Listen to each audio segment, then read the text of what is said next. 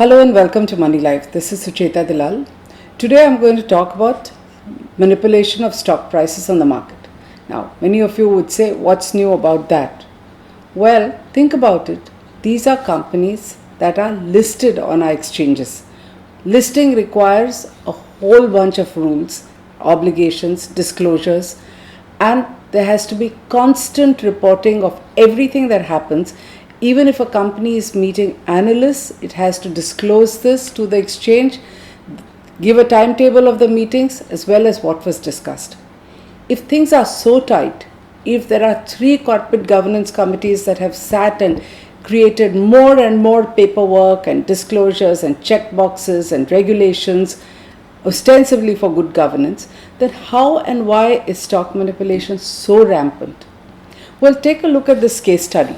This is interesting because there is one individual whistleblower called Surendra Singh Rao who is attempting to get SEBI and the stock exchange's attention to how the stock of a particular company has been ramped up and manipulated. Now, this company is an example, this is a case study, but it doesn't really matter because it's happening in hundreds of companies. One would probably say even more. And people are so fed up of the brazenness of the manipulation that there are some youngsters who have put up YouTube videos. So apart from what you're listening here, you could just go and look at others. They name names, they talk about sites. The regulator is oblivious. What is curious is that the regulator spends crores of rupees refining a software that's supposed to flag even spikes in stock prices. Patterns, trends are identified by the software, and it is supposed to go after insider trading. In fact, from time to time, we hear from the Securities and Exchange Board of India that they're even going to use artificial intelligence to look at social media posts to look at insider trading. Now, take a look at how brazen is this particular story and tell me, forget about artificial intelligence, a little native intelligence on the part of SEBI officials would work wonders. What is also outrageous about this story is that the whistleblowers attempt to reach out to the regulator to either by email, phone, seek an appointment, just draws a blank.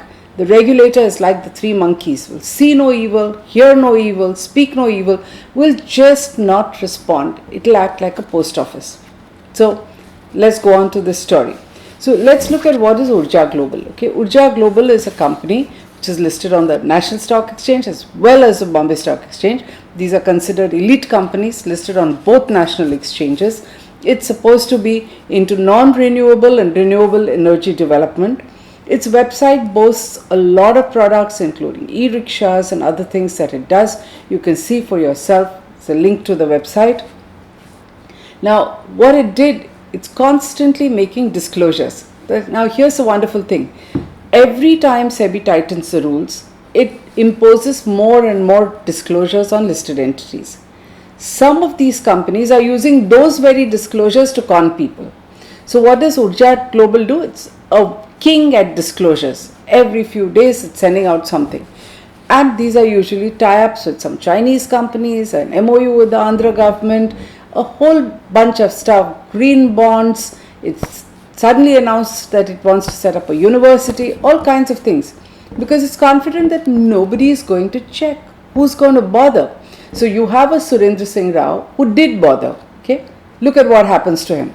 So Surendra Singh Rao got a little suspicious when he heard that Urja Global is going to tie up with a Japanese company called Nippon Shinyaku Company Limited of Japan, based in Kyoto. So on 13 July 2019, the company announced to the stock exchange in a disclosure that it was going to supply a product called Zacobite, Zacobite, for 5 years to the Japanese company. Mr. Rao dug up the email ID and wrote to this Japanese company and asked them, what is this tie-up about?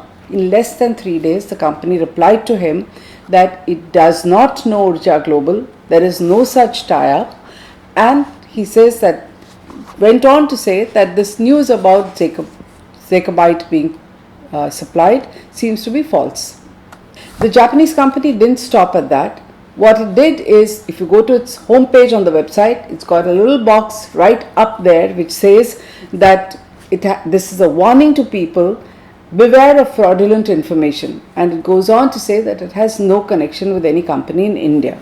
What can be clearer than that? So excited about what was happening here, Mr. Rao wrote to SEBI.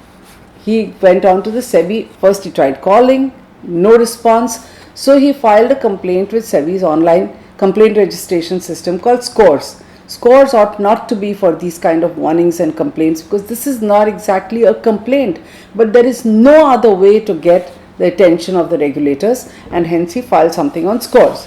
What does SCORES do? It acts like a post office. So it diligently took it and sent it to the Bombay Stock Exchange.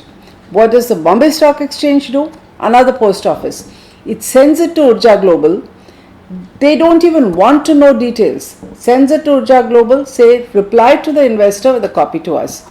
They don't even want to look at what the issue is. This is not about not receiving dividends. It's not about not getting back shares. It is about a disclosure which is fake. So nobody even obviously reads what is in the complaints. What does the company do?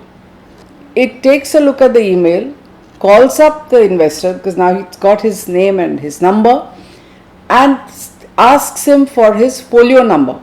It wants to know whether he is a shareholder of the company. He was not. It doesn't have to be. Every whistleblower can be someone who's a potential investor, who's been tracking the stock because he wants to invest. It doesn't have to be an investor already to ask questions, because these disclosures are meant for the public who's going to invest or may have invested, right? So what does the company do? It says, you're not a shareholder, we are not going to respond to you. It writes exactly that to the Bombay Stock Exchange. BSE diligently sends back the reply to SEBI. Now, something happens in between. The company obviously got worried, because now it knows that the Japanese company Nippon Shinyaku has denied any tie-up. So it sends another disclosure. Less than a month, or just about a month later, it's writing to the Bombay Stock Exchange that the Japanese company did not give them an advance for supply of the product, and hence it was not going to supply it until the advance comes. The very next para, it says, forget about the advance in supplying the product, we are withdrawing the agreement itself. Was there ever an agreement? Does anyone check documentation? Nothing. A company can disclose whatever they want, withdraw it at will. Now, by then this disclosure has reached SEBI. What does the brilliant SEBI do? It not only closes the complaint, but it writes to Mr. Rao saying, you're not an investor, and in any case, in the meanwhile, this company has withdrawn its agreement with the Japanese company Shinyaku. How bizarre is this? If this is how the regulator behaves, why will anyone bring anything to its attention? The irony is, as I was writing this article, SEBI has issued a press release which says that they are going to open a new office of informant protection. Who's an informant? Mr. Rao, surely. He was trying to inform. So now maybe Mr. Rao can write to the Office of Informant Protection, instead of having to file on SCORES, instead of begging and pleading. Please take a look at the images and emails that we're going to show you over here. Each of them shows that he was knocking on every possible door. SEBI doesn't respond. Are we to believe that the Office of Informant Protection is going to be any better? It's going to apply native intelligence. It's going to sift through information, look at what SEBI is saying. Well, we'll have to wait and watch. But in the meanwhile, let's look at this company. Whole bunch of tie-ups, like I said, Chinese companies and Andhra Pradesh, where it's going to make e-rickshaws. There are products on its website. Has anyone checked? We don't know. But what is happening is, it's not just about the company's stock price moving up and down and being manipulated. The stock price is a pathetic 1 rupee something. The max it had risen to in the last 1 year is about 11 rupees. It has been manipulated a couple of years back, I think every time when there is a movement. But remember, 1 rupee to 11 rupees in percentage terms is a lot of movement. And there is obviously, why would a stock like this, with, its profitability is so low, its net profits are just about 1 crore. It shows a turnover of about 130 crore in the latest year. Nobody has, it's all statutorily audited, but then you know what has happened, HDIL and PMC Bank. So, like I said, SEBI is not even interested in investigating any of this. We don't know what the truth is. The fact is, in percentage terms, from 1 rupee to 11 can be a lot of money. From 1 rupee to 3 rupees can be a lot of money. If you look at the stock price chart, which we're showing for you over the last 1 year, there's a lot of price movement. And what is interesting is the biggest websites which have message boards which discuss stocks say that Urja Global is a stock in the news. It is all over those websites. And there are websites that are created which are made to look like, respected websites, similar names, where there are so-called research reports on this company. Most of the research reports can't be doing serious reports and they just vanish. So whenever SEBI wants to look at it, vanishes. All this is happening in broad daylight on the most reputed websites. I'm again putting an image from a money control stock which says Urja Global is in the news, and 60% of the people who are looking at this stock are recommending a buy. Why? Isn't this something that someone should find out? What is the meaning of having a whole bunch of rules for listed companies if this manipulation can happen with such impunity? This is not all the problem with the company. It cannot seem to retain CEOs, CFOs, or company secretaries and compliance officers. In fact, its disclosures to the exchange show that in the last 1 year, it's had 2 CEOs. One resigned in the beginning of Jan, one resigned 4 months later, the new one. A third one has been appointed in November. The CFO is less than a year old. The company secretary has resigned in less than 6 months. Doesn't matter who their names are. But what we know is that companies listed subject to the most stringent disclosure requirements are disclosing whatever they want to with impunity, because nobody cares and nobody checks. This is why market manipulation carries on and nobody is any the wiser.